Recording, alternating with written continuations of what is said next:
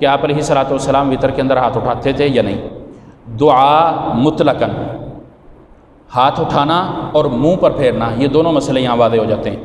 مطلقاً دعا کرنا، اس میں آپ علیہ الصلوۃ والسلام سے ہاتھ اٹھانا ثابت ہیں، لیکن منہ پر پھیرنا ثابت نہیں۔ کوئی بھی دعا ہے، کسی بھی مقام پر ہے،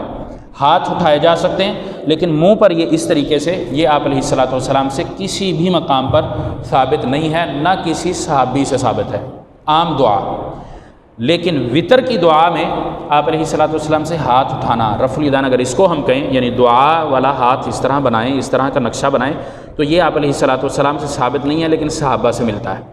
اور قنوت کے اندر ہاتھ پھیرنا بھی صحابہ سے، بعض صحابہ سے یہ ملتا ہے کہ وہ دعائے قنوت جب پڑھتے تو ہاتھ اٹھاتے اور پھر منہ پر بھی پھیرتے، لیکن نبی علیہ الصلوۃ والسلام سے اس مسئلے میں کوئی وضاحت موجود نہیں ہے۔ اور جو عام دعا کا مسئلہ ہے اس میں